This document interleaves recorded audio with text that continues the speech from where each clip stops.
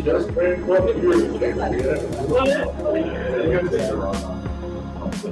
yeah. 5:30, I'll be to order. Jen will not be here. You want to take over? You take it over? Okay. Roll call his name. Here. Here. Dustin, here. Jared, Here. Jen, Mike Russell. Here. Jeff Here. We have a quorum. Good to go. Approval of agenda. Move to approve the agenda as presented on board docs. Second. Any discussion? All in favor? Aye. Opposed? Agenda is approved. Comments from the audience? We get a thumbs up. Comments from the audience? Thumbs up again. One more time, comments from the audience? Thumbs up again. No comments from the audience. Administrative reports. Smoke them if you got them. I'll go over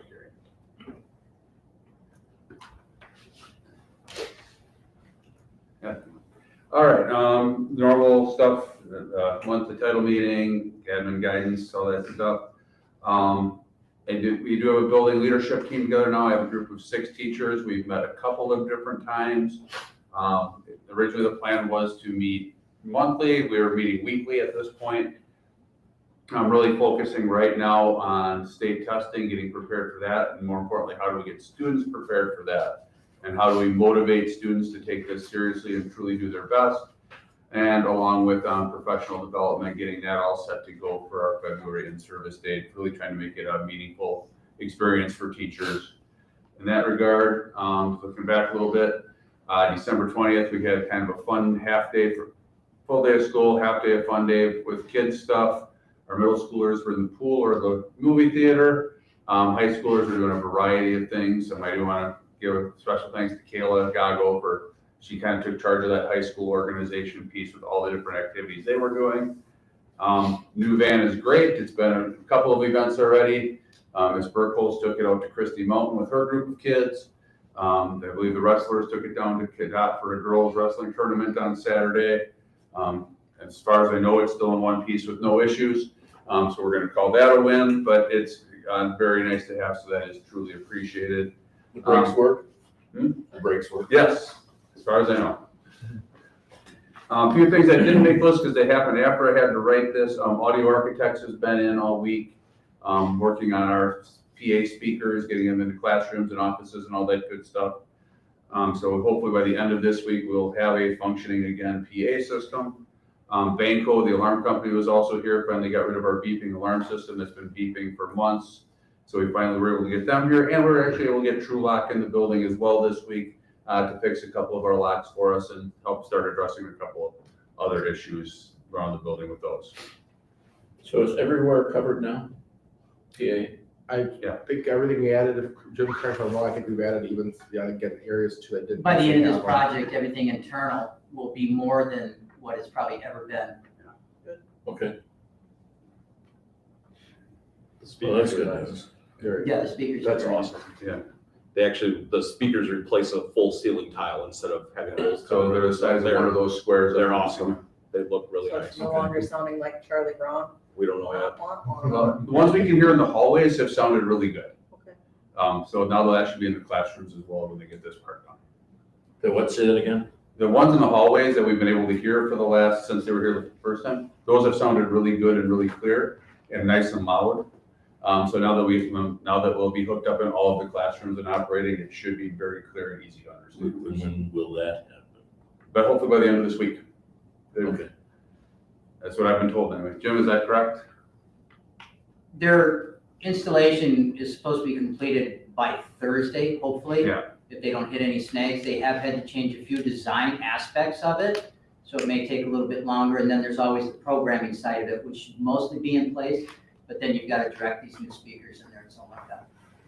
And there's all the compatibility issues on the way? Yeah, this should completely erase any of the legacy issues that we were having, trying to Yeah. combine old and new. Cool, thanks. Do we have a checklist or anything for that van? Yes. We gotta, okay. Yes, we have a very thorough checklist in there. We've also included a mileage log right in addition to what's on the sheet they have. It's right in the folder that the teachers take or coaches take with, where they write the starting mileage, ending mileage every single time, so we can track to make sure it gets in for scheduled maintenance. And along with even a small checklist within that of, was the van cleaned out, was this taken care of, all right on the sheet that stays in there as well. Is Johnson doing the maintenance? So they will. I spoke to them about scheduling and like, basically routine maintenance, and then more or less twice a year doing just an overview of everything so we can stay ahead of any problems we might have. So. Okay. Thank you. I'll go next. Oh, there you go. Sure. Oh. So, let's see, we had a staff meeting, a couple truancy meetings, met with DHS. Big things working on currently is summer school, feeling a little bit more comfortable with that after going through it last year. Working on a new schedule for next year, which would actually extend our learning day a little bit on both ends, before and after, which would be awesome if we can make that work.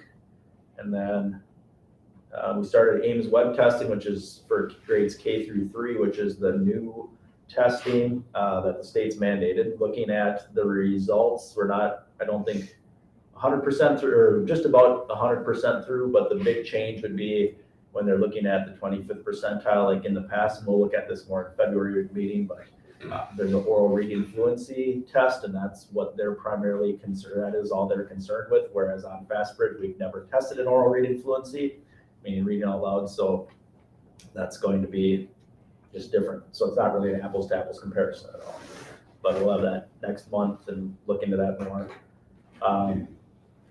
And then discipline data, there's not a ton there due to the breaks. I'd like to say it's because of everything we're doing, but. Well, you can say it. And then we had 2 truancy meetings, and both parents were receptive, and I think it was good and got to some of the more underlying causes of what's been holding them back from getting their children here. So. Is extending your school day impacting like the high school schedule too, then like? No, so like our day right now starts at 8:15, and we talked about maybe moving that up to 8 o'clock. Teachers are already there. Most of our students are already there. It's just there's like this awkward 15 minutes where the teachers can't teach yet.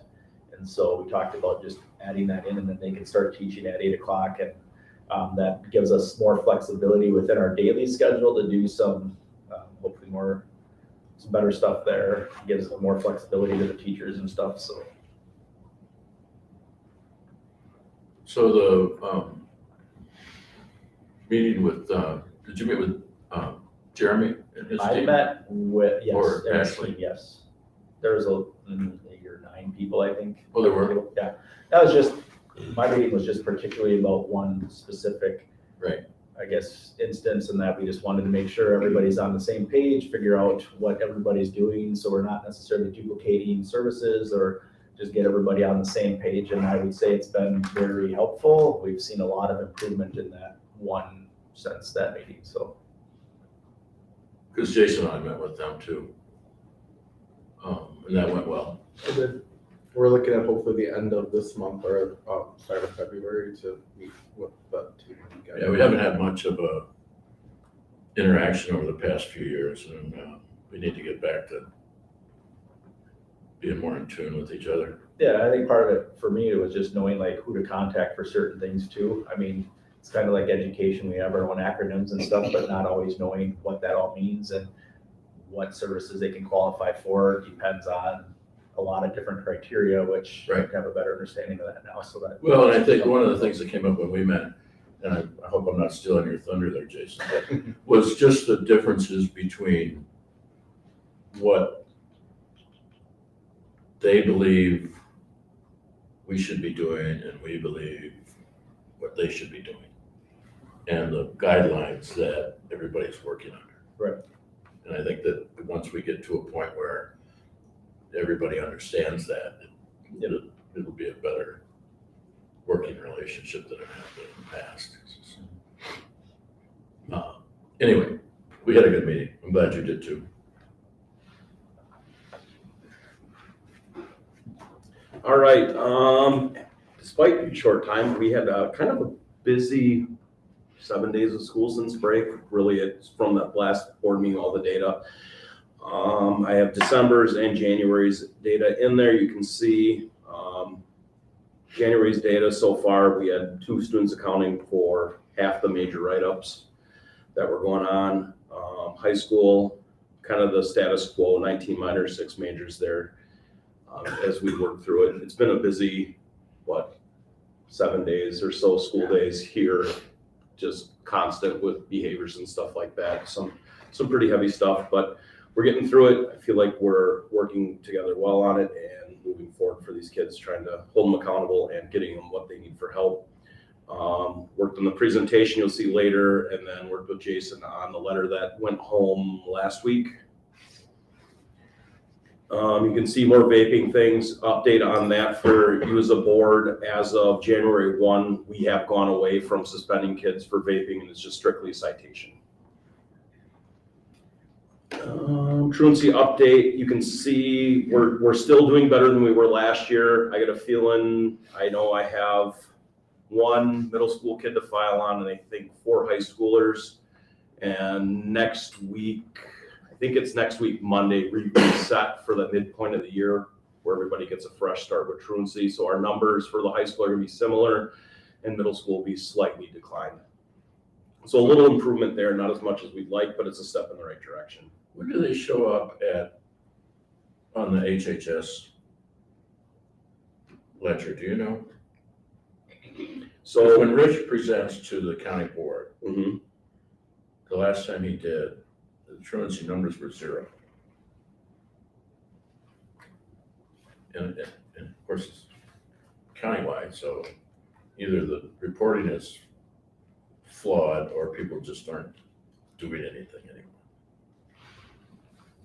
We've had referrals from us in the last month. And once I send it to him, I don't usually hear much back unless, like last time, I was like, I heard I had truancy court, I reached out. No, we don't. This is what I've done with the cases so far. Some counsel and closes and some deferred prosecution, but I don't think anyone has made it to having to go in front of Judge Barna yet. Okay. So I put down what I feel would be best for the student at that point, and then DHHS is doing what they feel they need after they meet with them for the initial intake. Okay. Going on, Heart of the North Athletic Director meeting last week. Changes to what winter officials here and there. Someone can't make it, someone's sick, you gotta find last minute replacements. Lots of form sorting events. This week was a busy one. We had boys and girls doubleheader last night. So we had 5 basketball games in this building last night, starting at 4:30. Tomorrow night, we have a varsity wrestling match at 4:30, and then we have 3 basketball games from 5:45 to 7. And then Saturday, we have now 23 teams coming to our home invite. Working on next year's schedules. And you can see I have some of my to-do list with the home invite, what that leads to: technology with gym, ticketing, custodial, finding concession workers with the booster club, table workers, all that stuff. Purchase orders entered for it, checks for officials, just all those little things that keep people happy and want to come back. Food, Gerard was asking about that before. That's one of those things where you want to make sure you have a good room for the coaches that keeps them happy and coming back to church. Gerard was asking about food. I can neither confirm nor deny. I'm the one that keeps them safe, the coaches. Oh, okay. Just ask the coaches. We had an athletic booster club meeting where we talked a lot about workers for the upcoming boys and girls sectionals that we have in February, and starting to look at information for the WI on that. I got a pretty hefty packet on information to read through what we need to send to teams ahead of time because it's even a little more regulated. Yeah. Okay. Right, and most of mine has been covered, but I will hit a few highlights. I have more or less completed the tax informational thing to go out. We had wanted to send out a newsletter sooner, but as we got ready to do that, we got information that the licensing from the post office had expired. We hadn't sent out information since I think our last referendum. So that document or the postal access you use, we had to renew that. So we will get that sent out. We're looking at sending about 3,000 newsletters out. That will include this tax information as well as information on the referendum project and some other information. I did share this document with all of you to review if there's anything you think should be added additionally. But just a quick overview if you did get a chance to look at it. The front page basically breaks down a person's tax bill with each of the areas, explaining what it means. And then when you get to the next page, that's a little bit more of the meat to explain exactly why those tax bills may have gone up. The They all biggest, went up. and that's and there's a few townships that they may have saw a slight decrease, but it really comes down to your property value. This example, the city of Ladysmith, most people's property value went up probably 10 to 17, 20%. So that's where you see a lot of the growth. That goes back again to, is it artificial inflation? It can be how many houses are available, what are things selling for. The kind of tongue-in-cheek response I have many times, well, if you want to sell your house, you want it worth as much as possible. Unfortunately, that means you also have to pay more for taxes at this point. But it does go through and explain that, I hope in some detail. The only thing that Elise Martin helped me today a little bit to finalize is when I figured out the school tax on the right-hand side of that second page, I couldn't quite get the exact dollar amount that the tax bill says. And as we went through this, she explained it's rounding. Basically, there's different things that they round. And so unless we know exactly what they're rounding, we can't get like perfect dollar to dollar. But as you can see, most of it's within a dollar-ish or so range of what their tax bill was, to at least give the person an example of that. And at the bottom of the page, it shows that if property values hadn't went up, the district with the drop in the mill rate and so forth, you would have actually seen most likely a tax decrease. So again, there's a lot of factors there. And then that third page just goes through and tries to once again explain how you your tax bill is read and what all that information means. And then again, if anybody wishes to know more information, they can. So in the future, ideally, we would be able to send this out as soon as the tax bills come out, put this together and get that sent out. It's just there was a few unexpected hiccups here of things that I assume, like we had the postal codes and stuff, and they expired and nobody knew that because we haven't sent out a mass mailing since 22, which I'm guessing was probably during the referendum time. And so we renewed that stuff, and we got the other stuff set up, but that will go out here shortly. The other things were highlighted, the testing, it's kind of testing season overall. I will mention at my monthly PAC meeting in January, we discussed AI. And I really do think that will change in many ways the way we do education, as they discuss, having a person do a book report, having a person create a presentation. AI will be able to do that, or is able to do that right now. So when you have a student do those things, there's really no evidence of learning. So what that means is, as educators, we have to rethink what exactly we're having kids do, which may become more like project-based learning, becomes more of a higher level understanding maybe of things. There's also it's a great tool to utilize for staff and for students and working through that. The digital mapping project, which was a grant the district received, that has been finalized and completed.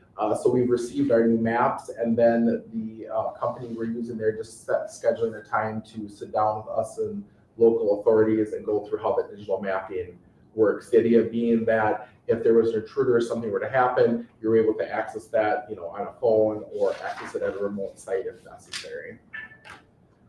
Speakers we've already discussed, and then the bus van, and then just the last thing there, Mike and I attended the meeting with Jeremy Jacobs and some other people from the county. I think it was very helpful on my part just to meet some of the additional people. And as Mike already alluded to, the fact that I think we also have that disconnect of what is our job and what is the county's job, and sometimes we think each other should do more than we actually are able to do. Right. And then I did reinforce, there's been a little bit of a push for the reporting side of things to kind of cut back on that for certain regards. And I explained, as educators, we still feel that need to always report whatever time we have a concern. And I feel that Rusk County was very accepting of that and understood that that's one of the things we have to do as a school. So I look forward to meeting with them again, bringing in some of the admin team to sit down and then doing some other things with the county as we go forward.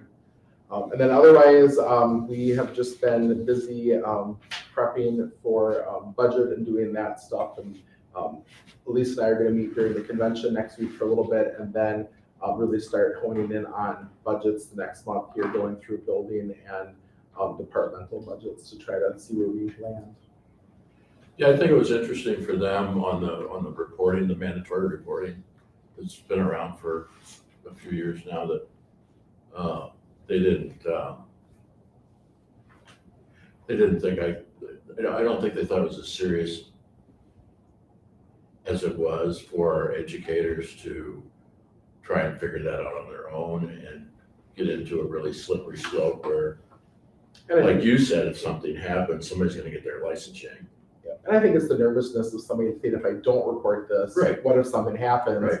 Where, that's why we've always, not say, have told like staff to over-report, but anytime you have a concern, we always say you need to report it because of the fact we don't know. And I think, again, was it last 2 years ago, I guess it was last year, there was the new guidance from kind of the federal government that said, or states that you could report last one, and the educational associations really came out against it and said, no, that opens us to some liability. So there's still kind of a back and forth there, and I think that conversation was really good to help them understand it, and I think at the end, they really understood why we do what we're doing, and it was good. And I think future meetings, that'll just reinforce that. Yeah. To have that said out loud where, I hear what you're saying, but you don't get it. Yeah. So maybe they will. I think they will. I mean, you're right. It was a really good meeting. They were very receptive. They shared some stuff from previous days and years, and that was good to hear. So anyway, yeah, it was good. And the other reports there are included for you. If you have any comments or questions or things, you can let me know. I have one question. Yeah. For Jim, under device repairs, it says total cost for a certain amount and then real cost. Is that like a, Well, because we don't always charge for a repair, so I have two columns going. okay. that- So if we don't charge a student or a family for a repair because it was actual manufacturer defect or anything like that, that's this cost. Then here's a true cost. Plus, we do something different than a lot of school districts. I prorate the cost of a Chromebook every year. So in 4 years of its full use, I appreciate that value. So if a student loses a Chromebook, let's say it's in its third year, that family's only gonna pay a cost, one quarter of that cost versus the full cost. I thought that was a much more fair way to attack that then. So that's where that true cost and the other cost comes in. Thanks. I had a couple questions on the building and grounds. Yeah. The underground sewer pipes, I thought we fixed that so it didn't have to be done. We would hope so. So what happened with that was there was an issue, and then we had backup. We turned off the water softener, and then we had them come in to look through it. Well, as they were looking through it, the device got stuck in the pipe. So then we were a little concerned because right away they're like, you're probably gonna rip up this whole floor and figure us out.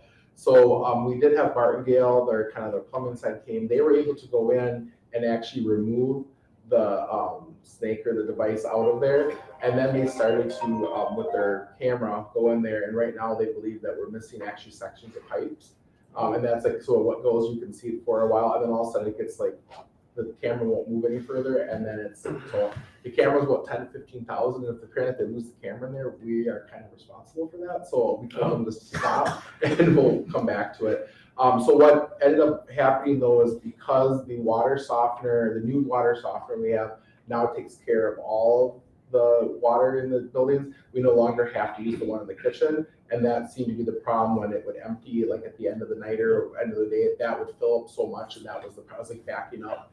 And so right now, since we haven't had a problem, we are going to have to look at the problem though there, because we do think there's pipe missing, or not missing, but it has deteriorated over time. So right now, that's just going kind of into the ground, which is not a good long-term solution. The water is just Well, leaching into the ground. it's basically, which right at the moment, it's Just short-term. gray water though, right? Yeah, What's that? just gray water. Yes, yes. And so short-term, it's, Gray water. You know that one, Yeah. So short term, it's, till we get it fixed, but obviously you're not gonna, because it'll slowly make the cavity, and then at some point, We'll have a the sinkhole. floor will cave in, and that's a bigger problem. Yeah. So we were hoping to not have to address it right now during the school year, because it would make a pretty big mess in the kitchen. So then we will have, they'll come back in the spring and look at what options are, and then hopefully be able to fix that flooring during that time. Well, Fix that you're area gonna during have that. to jackhammer the floor and dig it out. That's been the problem, and then put the flooring I back. can So- sleeve it. Huh?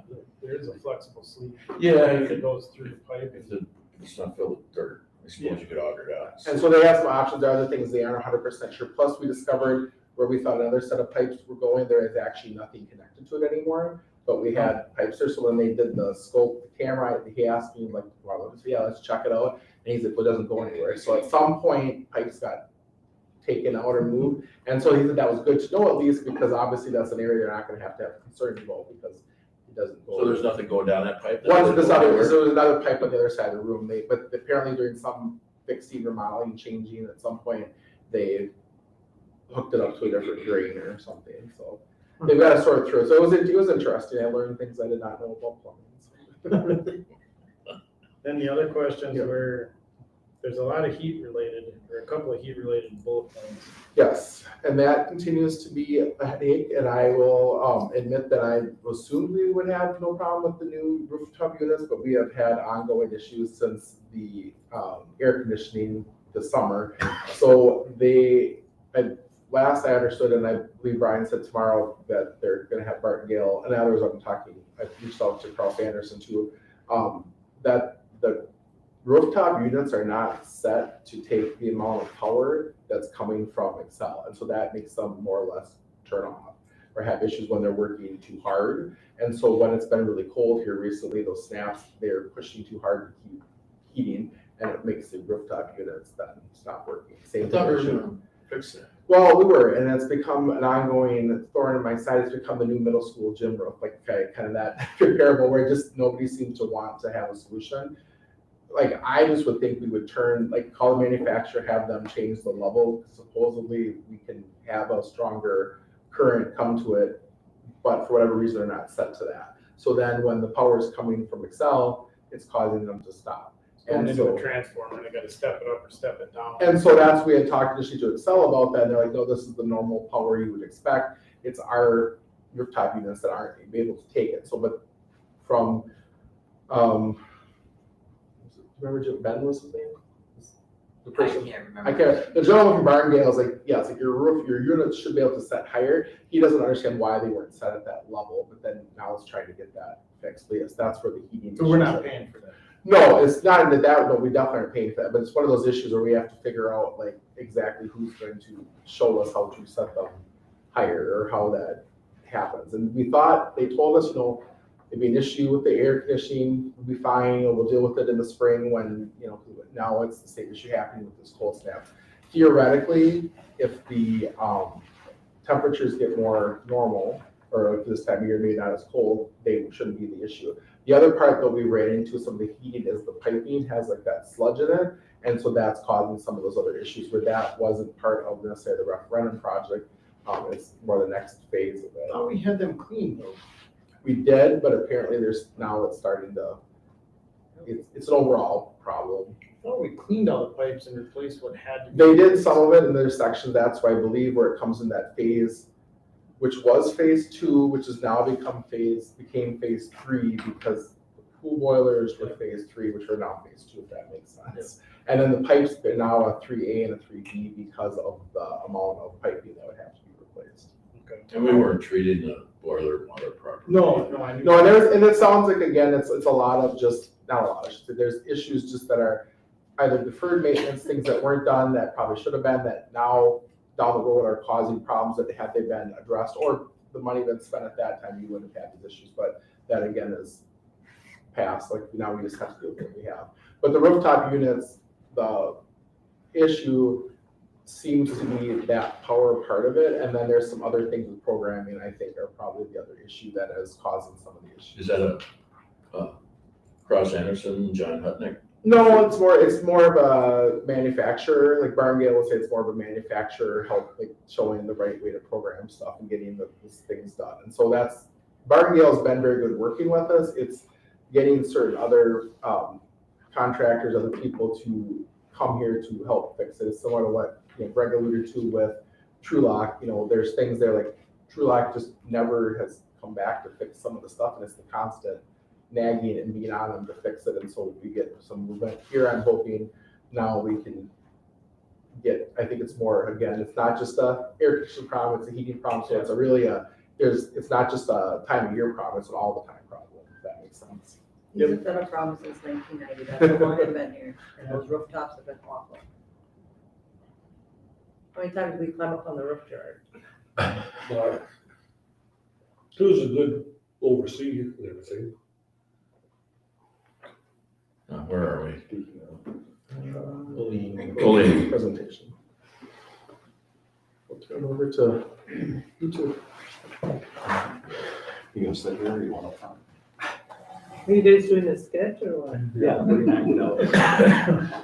Can you act You do out? it for the dance first,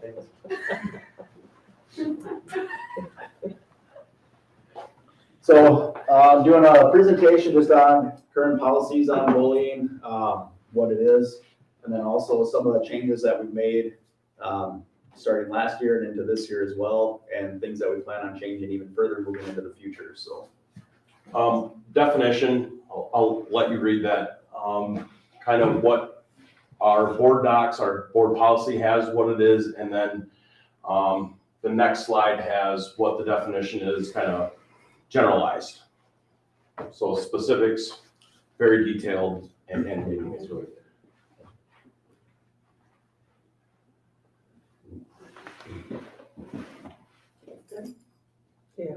They can pull it up too, right? Yeah. So the operational definition is just like from the Centers for Disease Control, just the definition here, similar to the other one, just this is what the DPI had spelled out on their website in their bullying toolkit, so. Difference between conflict and bullying. So again, I don't want to insult you, but conflict, definition, disagreement, or argument between both parties express their views. Imputes individuals equal power. Keyword there is equal power, where you get into bullying, intentional behavior aimed at hurting, harming, or humiliating another person, and involves an imbalance in power, and that can be physical, social status, and everything that falls in between. And then this here is from the Wisconsin DPI website. You can see all this on there as well. It's just kind of breaking apart what's the difference between conflict and bullying, just to kind of help, I guess, make it a little bit easier to understand the difference between the two.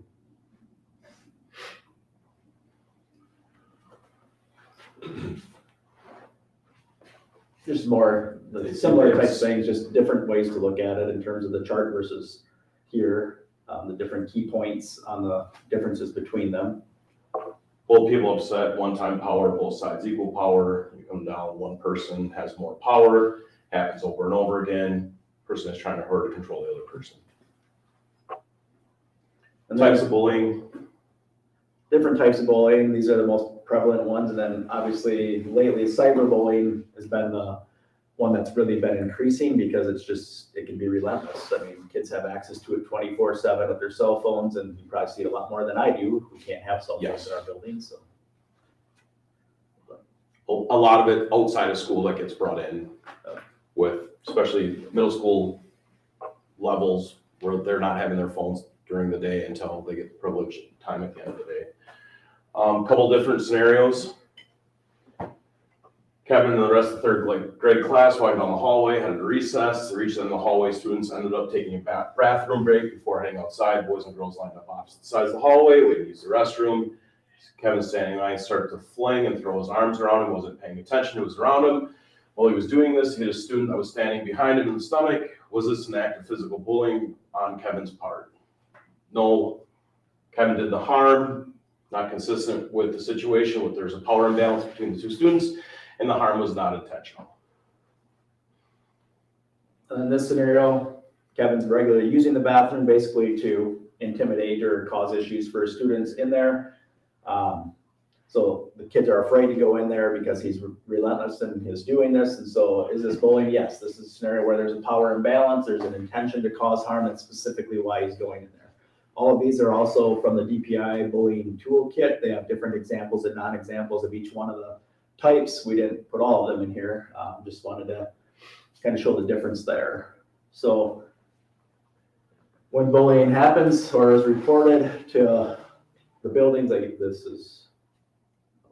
Okay.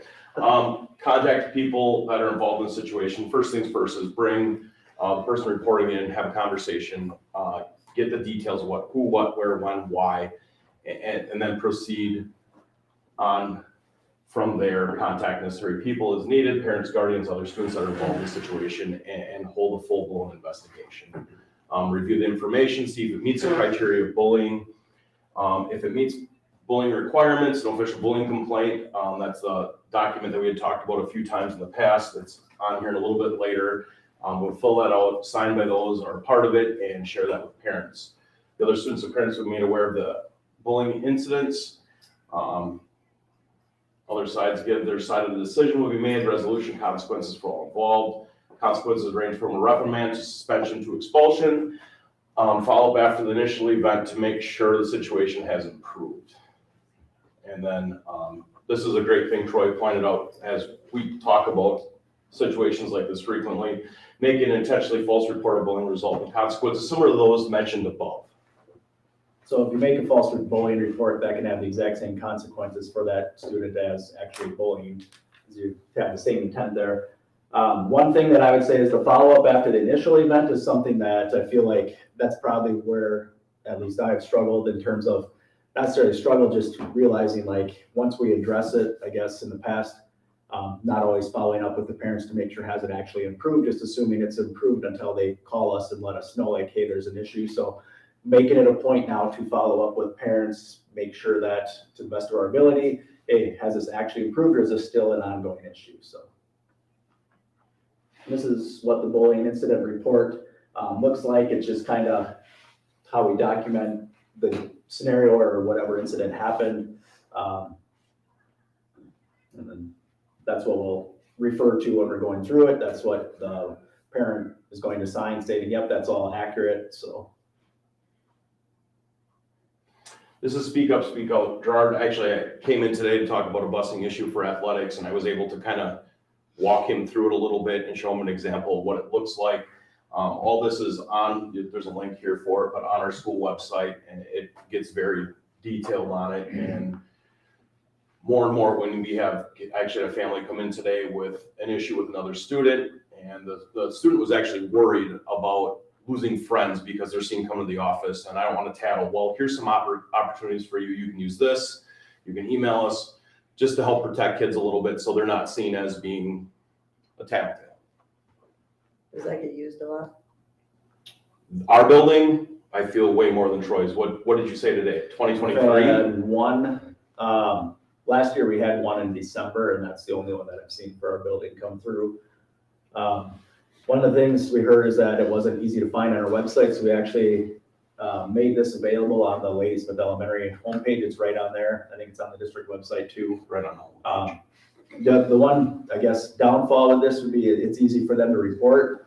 One of the advantages is it's anonymous, but that can also be a disadvantage because if they don't provide hardly any information in there, there have been a few that come through and it's like, I don't know who they're referring to. I don't know who's reporting this. And so it's very hard to follow up to know what's done. The nice thing is it will constantly, I shouldn't say constantly, it will remind you if you haven't closed one out. It's like when you go in, you have to actually address the issue. And if you don't, it keeps notifying, I'm assuming everybody that's on here, like this is still open, and it can also go to law enforcement as well. So it's a very effective tool for parents to use. And if we wait too long, we haven't closed it out, I will eventually get a phone call asking, has this been resolved or where are you in the process? I would honestly, out of the phone calls I've got it simply because one of us forgot to hit the submit button after we've entered our information. Kurt, on that, Mm-hmm. that we were looking at today, was there enough information for you guys or for you or whoever? That particular information, it was very vague. And fortunately, the student that was in question in it was very honest on what the situation was. and said, oh, this was between me and so-and-so, and we're able to deal with the situation, and ended up being a conflict for a prior engagement that had happened between them, and it was kind of a continuation of that. So there was enough stuff to dissolve. Because the kid told the truth. If the student would have lied, it would have hit a dead end. Students with disabilities, they do present a unique challenge. Like it says here, we are unable to disclose a student's disability to somebody else, to other parents. However, some of the disabilities involve students with emotion regulation issues, and it's well below that of their same age peers. They do have behavior plans in place, and those are kind of monitored to see, does it seem like it's working or not working, to minimize the amount of dysregulation in their day, but behavioral incidences do still occur with these students, and we do have to work through the IEP process to kind of help remedy those as well. So I guess in this section, you can go to the next one. Oh, I didn't know there's more. I thought it was Sorry. Nope, there's the end, sorry. So then kind of just the next few here are kind of things that we'd like to change or do differently. So if they make an allegation, the details will be gathered, and we just we're going to bring them to a team of people versus just one person making that decision. Just to kind of say, does this seem like this is bullying? And if the majority agree, and if not, basically we're looking at the form that's filled out and just deciding, does this meet like the bullying threshold? Either way, we report back to the parents like, yes, it did, or yes, it did not, or we did not feel that it did for these reasons. And then if the parent disagrees and has more information, then we can review it, but just making it a little bit more official. Follow up, I agree with Troy. That's one thing where if we hear nothing, we assume it's good, and we all know what assuming does. And something I need to improve upon as well is following up. So a week later, hey, how's it going? What's new? Anything changed in the situation? Is it better? Is it worse? That follow-up process and what that looks like for us. And then the next thing is DPA created staff training on bullying for all new staff in our building, and refreshers for veteran staff that we'll look into applying during in-service time. Just to give the board more. So this year we've had 14 speak up, speak out referrals. 6 of them were labeled as bullying. Now, the resolution to all of those were not bullying, but that's what the kids or whoever submitted it coded it as. So I think part of it is educating parents on how to report bullying issues, on speak up, speak out, email, phone, what the different process there are. We've added speak up, speak out on the homepage. Coming up, speaking with one of the parents that's new to our district, has a new child in our school, never had a child in school before. And in talking with the parent, I think like an informational brochure or a trifold type thing where it's just going to say if you have academic concerns, behavioral concerns, bullying concerns, busing concerns, here's where you go to or the process for that. The parent had a good point in terms of like, as a new parent, I didn't know some of these things. And so I thought that was informative on their part. And then at open house, just making administration available for a Q&A for new parents, having like an actual set time where they can come in and ask any questions or concerns, anything they have as well. Up next, a lot of our issues lately, especially seems to be stemming from actions on the bus, student behavior on the bus. I think this is your note here, right? Yeah, just in the morning, try to stand by, because we have 2 drop-offs, a parent drop-off and a bus drop-off. Try and stand by the bus drop-off because little kids like to come and tell me issues. Some of them are as simple as they, call me a name, but some of them are more serious, but they'll tell me as soon as they get off the bus, or a teacher right there. So try to get those addressed as quickly as we can, and then working with the bus companies to develop a reporting system and on-bus consequences for students. Just what are some of the different consequences they could have on the bus before we actually remove them from the bus. But if they are distracting the bus, they do a good job of telling us like, hey, this kid's being a problem. I had one bus driver this year bring students into the office so they could be talked to about how to behave on the bus and what next steps would be if they did not change their behavior, and then notify those parents as well. Working on a Google form that parents would be able to fill out that's specific to the buses, and then that would allow us to track, because it's going to spit out like a Google sheet, so it's very clear to see. And then that makes just one single point of contact, and then that person can send it to the building principals and to the correct bus company, and then they can send it down to the driver level, but it'll make it a little bit easier to keep track of the different issues that go on, so streamlining the process. We also today added, like we do for truancy, we have a shared Google Drive between admin counselors, where we're putting all our truancy reports. We do the same thing now with bullying so that we're tracking from building to building. So is it across the families, the same student from this building prior to this year? So we're uniform between the elementary and the middle high school, what we're doing with the situation, so we can try to improve it. Things to keep in mind, students do receive consequences, however, we can't tell the other parents, like, here's the consequence that we gave this other child. And I think sometimes parents have the belief that if they're not told of the other student's consequences, then that nothing was done. We do give consequences. One of the big things would be, the second one here, if there's repeated issues, we just need parents to report every time there's an issue. So I guess for me, that's one thing I made a better point of lately, is just telling parents, and like, if anything happens, we need to know immediately, because then the consequences typically ramp up from there, based on repeated infractions. So bus consequences, same as the other ones. It can go from a reprimand to a suspension from the bus to expulsion from the bus. We have had kids that they're done riding the bus for a whole year. So yes. So if I'm little Johnny and I'm a pain in the ass on the bus and I get expelled from the bus, or the parents have to take me home or take me back and forth to school, what happens at school because of that? What do you mean it happens at school because of that? Well, Does he have a consequence on top of that? Is that Yeah, I just got kicked off the bus for the rest of the year. What happens at school then? Well, he might have a consequence in school. A lot of times, there's some kids that have no problems in school that have problems on the bus. And so the rest of the year, nothing really happens to them. The parents pick them up or drop them off. And So I get kicked off the bus because I can't stop being a bully, but I'm fine at school all the time.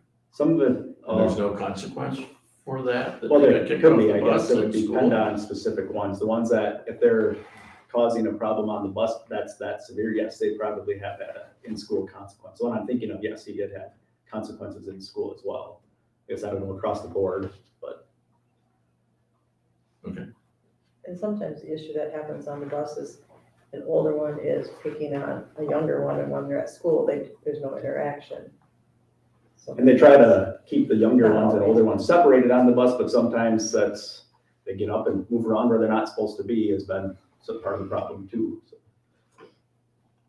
Up to including like assigned seats, putting some kids that we have issues with on the bus repeatedly right behind the driver so they'll easily be seen or easily accessible in the mirror.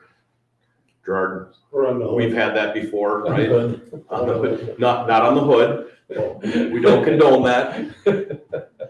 Strap him to the hood with duct tape? Yes. Falls Graph used to make you sit on the bottom step at the door. Oh, did he? Yeah, we can't do that anymore. Scare the crap out of you. Watching. Have you ridden with Gerard?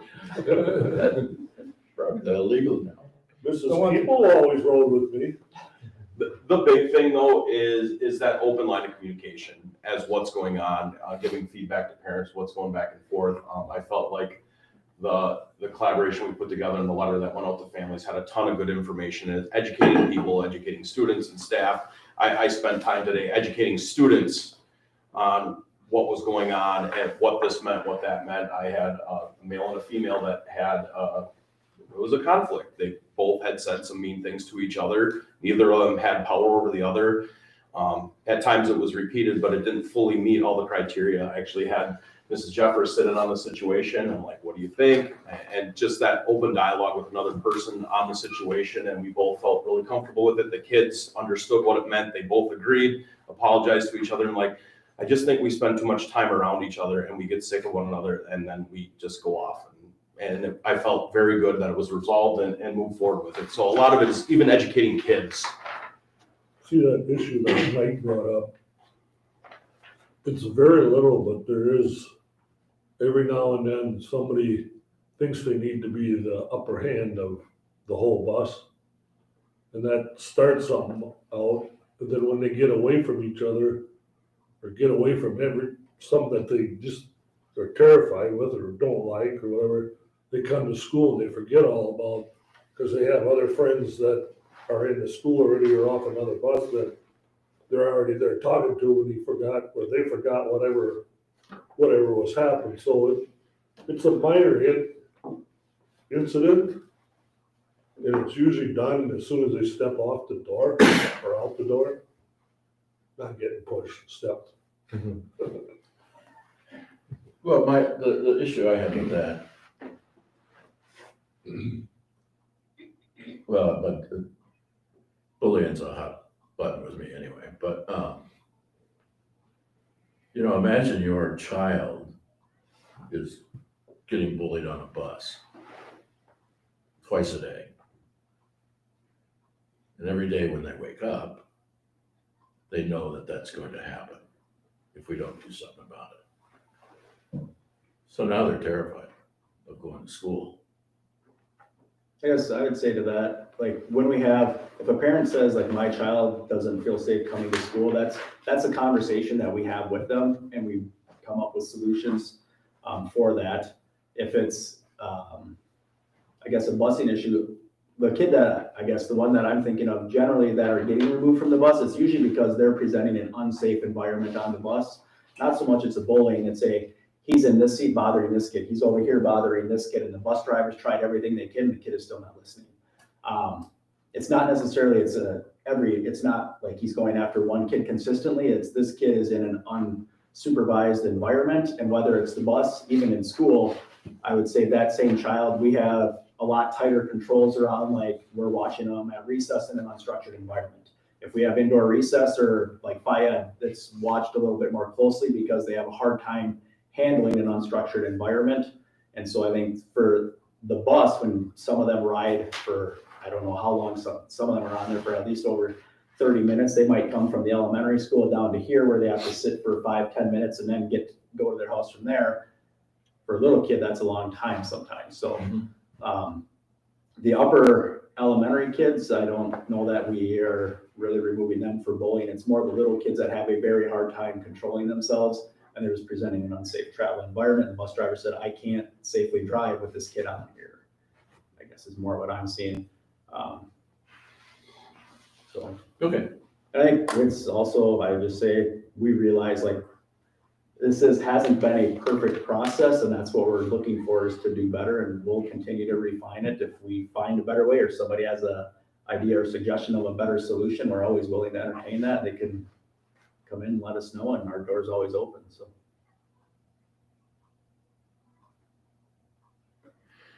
Door was open today, but nobody was home. I was home.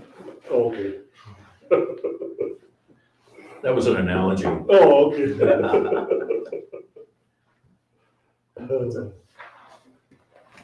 Thanks, guys.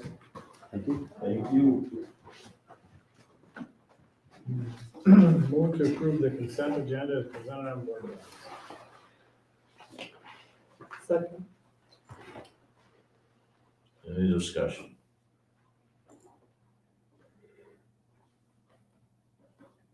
All in favor, say aye. Opposed?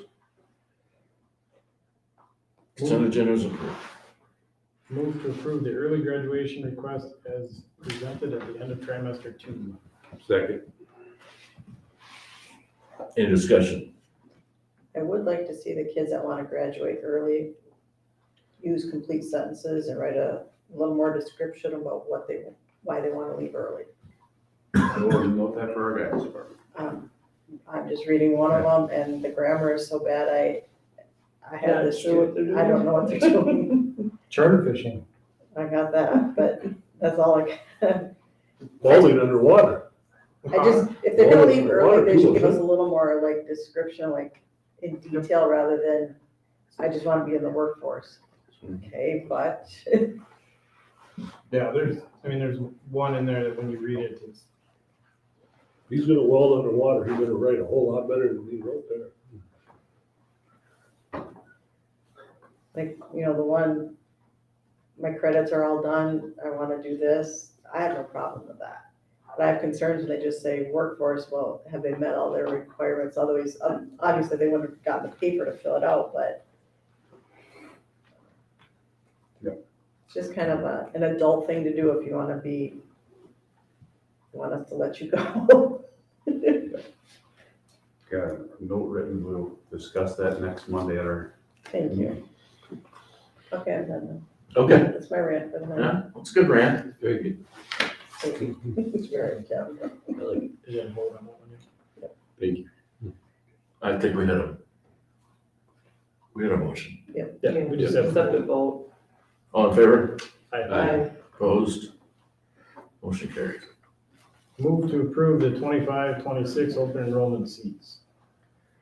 So what you every January, the board needs to approve the open enrollment seats, since open enrollment will be opening up shortly for students who wish to come to open enroll or come to Ladysmith School District. So what you have in front of you are two lists. One is for general education, K-4 through high school, and then the second is special education. Looking at the open enrollment for the general education area, we have ample seats. Going for probably the smallest areas we have for space would be third grade and also first grade. Going down, you can see ninth grade and seventh grade have the larger openings there. Some of that will determine space, staffing needs and so forth. We did leave the 4K right now with the option to have a third section if you would have enough students who would enroll in it there. So otherwise, if we would have, capped it at like 40, then you are limiting that population of students. So we tried to leave some flexibility there. Unfortunately, with their special education side of things, we have our classes, our departments or areas are pretty full. The only area that we have some flexibility is our speech and language area. We currently contract out for that, and because of that, we have X amount of seats or time we must purchase, and therefore there's some flexibility in who we can take for that. The rest of our special education areas are full, and there are a handful in each of those areas in referral, so we would predict that we would have additional students in those areas too. So with the current staffing we do have in those areas, talking with Ms. Betterkind, we feel that we would not be able to take any additional students in special education except for in speech and language. Students who would receive general education services, we have openings at all grade levels. Any questions? Did we have a motion? I'll second it. Sorry. That's all right. We had a motion. Okay, we got a motion. All in favor? Aye. Opposed? Motion carries. Move to approve the new high school courses as presented. Do you have a second? Second.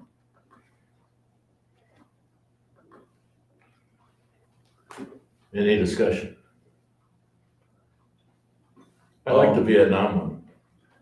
That's actually currently Yeah, running. so we actually are piloting that right now. We had a need in one specific period, and we had a teacher who was licensed in social studies and able to teach that period. So we tapped into Ms. Kurth, and she's actually piloting a section because we wanted to kind of see how it went. It's getting good reviews so far. Kids seem to be really interested, and it's a wide variety of students in that class, which you don't always get in a history class, and it's going well from seemingly the whole class. Can board members attend? What? Can board members attend? I attended some protests. Not a whole lot of room left in that room. Ms. Kurth, unfortunately, is a small room, and we had to actually steal a couple of desks from another classroom to get all the kids in there, but she's making it work. You can be a guest speaker, Mike. Huh? You can be a guest speaker. You've lived through it. Yeah, that was, yeah, I did live through that. Yeah. 4 dead in Ohio.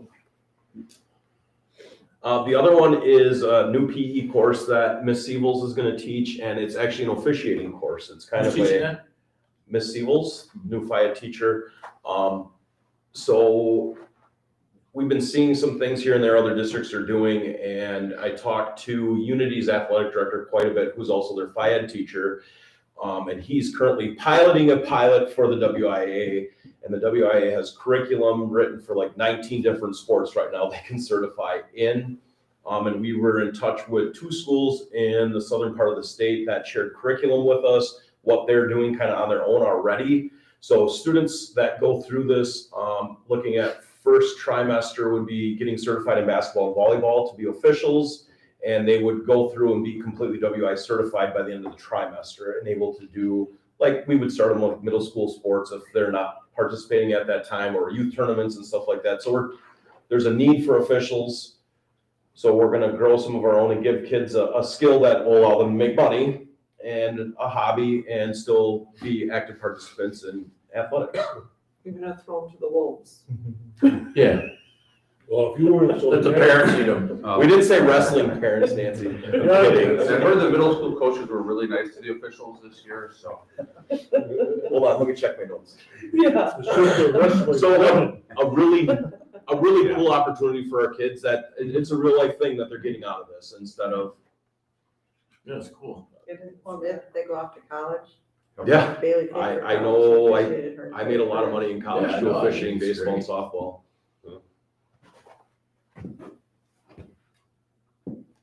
We had a motion and a second. All in favor? Aye. Opposed? Motion carries. Move to approve the 25-26 high school career planning and course description guide. Second. Any discussion?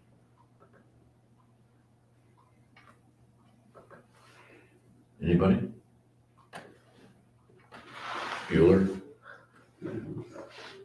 Yeah, it's basically, it's the same one we've been using, just every year we go through, we clean up the language, try to make sure it's accurate to what's actually being taught in classes, that sort of thing, adding any new classes in. So yeah, that's pretty much what we have been teaching for years, with the addition of a few classes we've sprinkled in. Okay. All in favor? Aye. Opposed? Motion carries. Upcoming meeting dates.